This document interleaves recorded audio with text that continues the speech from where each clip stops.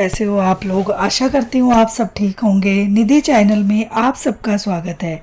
और आज मैं आपको फागुन मास के 23वें अध्याय का पाठ सुनाऊंगी और कथा को पूरा सुनिए, बीच में बिल्कुल ना छोड़ी। फागुन मास का यह 23वां अध्याय हमें उस पवित्र परंपरा की ओर ले जाता है जहाँ ऋषियों मुनियों का तेज, तप और ज्ञान संपूर्ण सृष्टि को आलोकित करता है। यह अध्याय केवल कथा नहीं है बल्कि चेतना का जागरण है, केवल स्मरण नहीं है बल्कि आत्मा को दिशा देने वाला संदेश है। फागुन मास वह समय है जब प्रकृति शांत होकर भीतर की ओर मुड़ने का संकेत देती है। इसी काल में ऋषि मुनियों अपने आश्रमों में गहन साधना करते हैं, वेदों का चिंतन करते हैं, लोक कल्याण के उपायों पर विचार करते हैं। उनका जीवन सादगी, संयम और सत्य का प्रतीक था। ऋषि मुनियों की महिमा उनके बाहरी स्वरूप में नहीं बल्कि उनके अंतःकरण की निर्मलता में थी। वे वृक्षों के नीचे बैठकर ध्यान करते, नदियों के तट पर तप करते और अग्नि के समक्ष यज्ञ का वातावरण को पवित्र बनाते। उनका प्रत्येक कर्म केवल अपने लिए नहीं बल्कि समस्त मानवता के लिए होता था।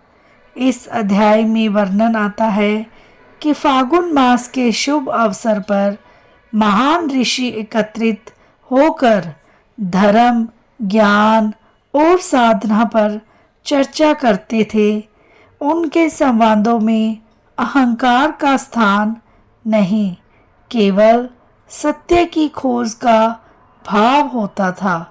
वे प्रश्न पूछते थे, उत्तर खोजते थे और अंततः अनुभव के प्रकाश से मार्ग प्रशस्त करते थे। ऋषियों का जीवन हमें यह सिखाता है कि ज्ञान केवल पुस्तकों से नहीं बल्कि तप से प्राप्त होता है।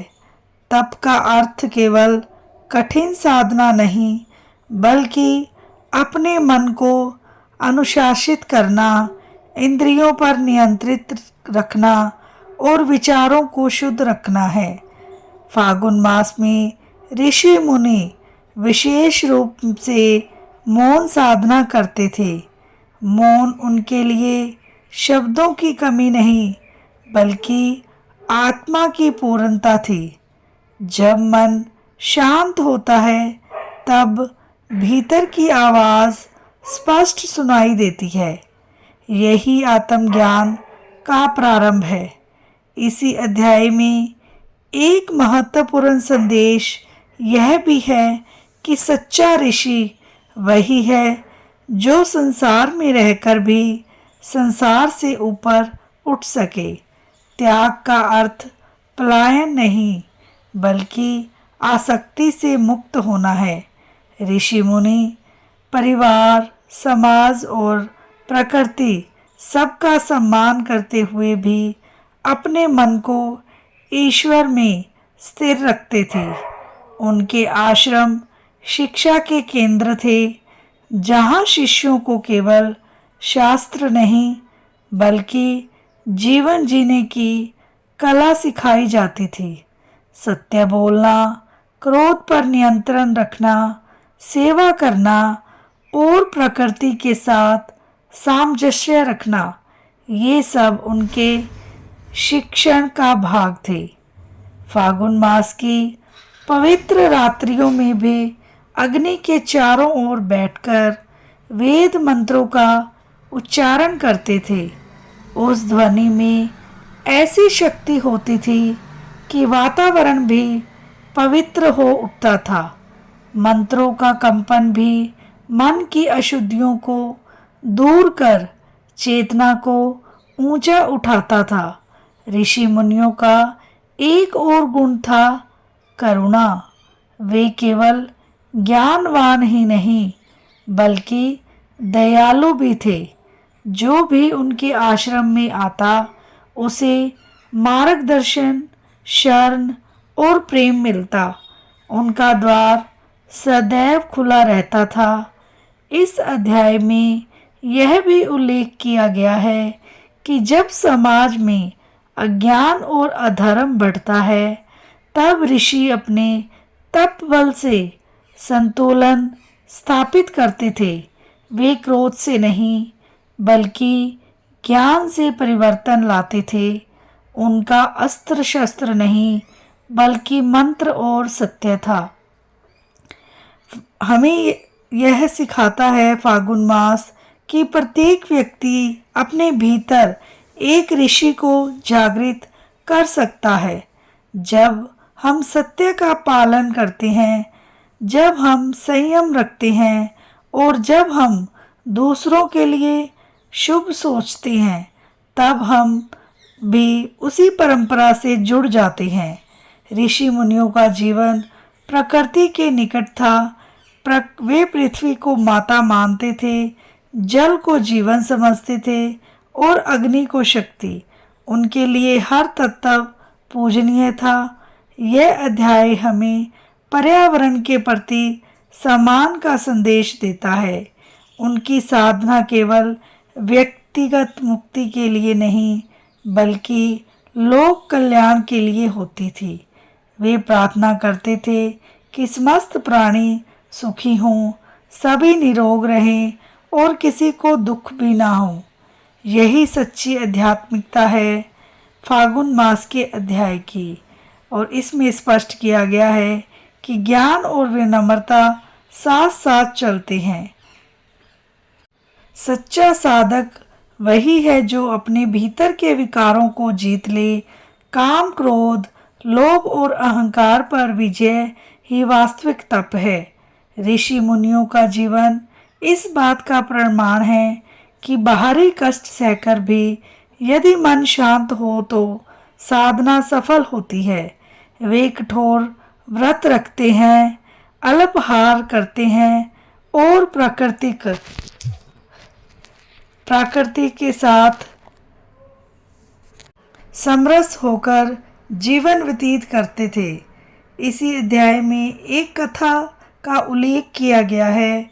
वन के मध्य एक प्राचीन आश्रम था जहाँ महर्षि अत्रेय अपने शिष्यों के साथ निवास करते थे और फागुन मास का समय चल रहा था। वृक्षों पर नई पत्तियां आ चुकी थी और आश्रम में यज्ञ की तैयारी चल रही थी। उसी समय एक युवक जिसका नाम आर्यन था, थका हारा आश्रम पहुंचा। उसके चेहरे पर चिंता और असफलता की छाया स्पष्ट दिखाई देती थी। आर्यन ने महर्षि से कहा, गुरुदेव, मैं जीवन से हार गया हूँ। मैंने अनेक प्रकार के प्रयास किए पर मुझे सफलता नहीं मिली। लोग मेरा उपहास करते हैं। मन में क्रोध और निराशा भर गई है। कृपया मुझे मार्ग दिखाइए। महर्षि अत्रेय ने उसे ध्यान से देखा और मुस्कुराए। उन्होंने तुरंत कोई उपदेश नहीं दिया। वे उसे आश्रम के पीछे ले गए जहाँ एक विशाल वट वृक्ष खड़ा था। महर्षि ने पूछा, क्या तुम जानते हो यह वृक्ष कितना विशाल कैसे बना? आर्यन ने उत्तर दिया, शायद इसे समय और जल मिला होगा। महर्षि बोले, हाँ, तुरंत यह भी याद रखो कि जब यह बीज था तो इसे अंधेरी मिट्टी से दबाना पड़ा, तूफानों का सामना करना पड़ा और धूप की तपन सहनी पड़ी। यदि यह बीज डर कर मिट्टी छोड़ देता तो कभी वृक्ष न बनता। आर्यन शांत होकर सुनता रहा। महर्षि ने आगे कहा, फागुन मास हमें यही सिखाता है कि कठिन समय भी विकास का हिस्सा है।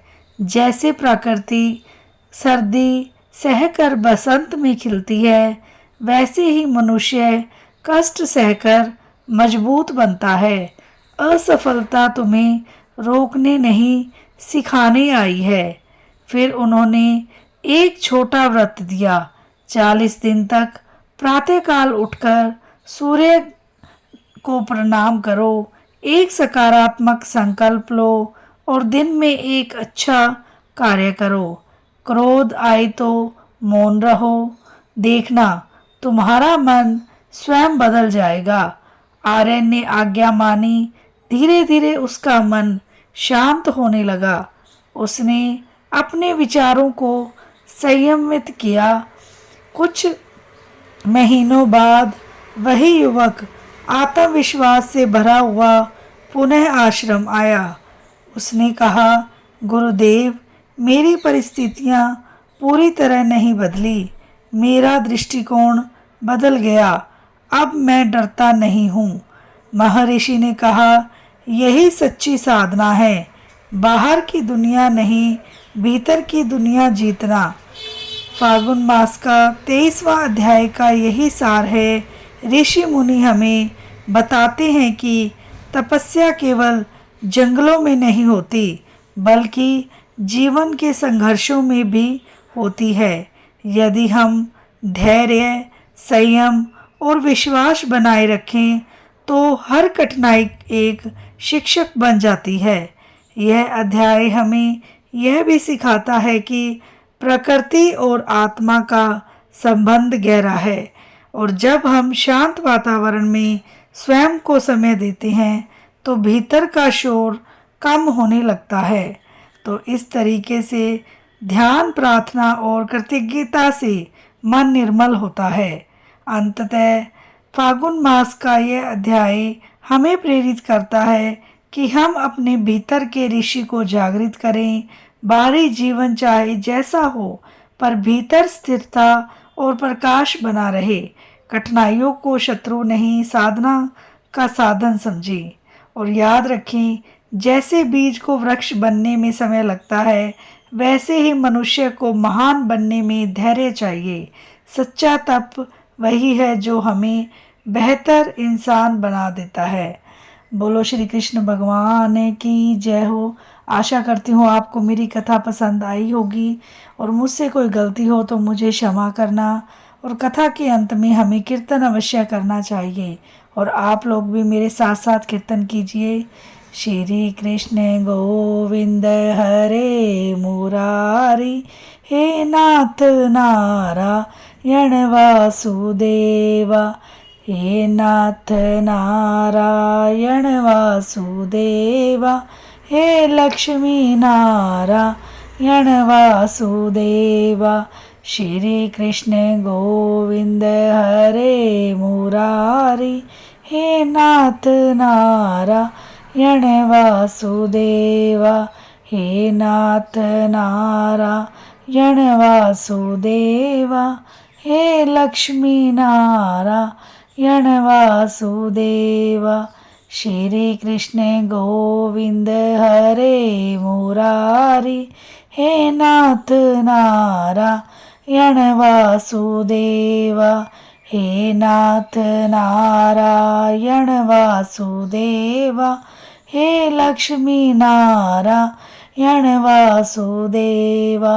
श्री कृष्ण गोविंद हरे मुरारी, हे नाथ नारायण वासुदेवा, हे नाथ नारायण वासुदेवा, हे लक्ष्मी नारायण वासुदेवा। बोलो श्री कृष्ण भगवान की जय हो, राधा माता की जय हो, विष्णु भगवान की जय हो, लक्ष्मी माता की जय हो। वीडियो को लाइक, चैनल को सब्सक्राइब करना ना भूलें और बेल आइकन को ज़रूर प्रेस करें ताकि मेरी वीडियो की नोटिफिकेशन सबसे पहले आपके पास पहुंचे। और अगर आपको मेरी वीडियो अच्छी लगती है तो उसको शेयर भी कर दें। मिलते हैं नेक्स्ट वीडियो में नेक्स्ट अध्याय के साथ। राधे राधे।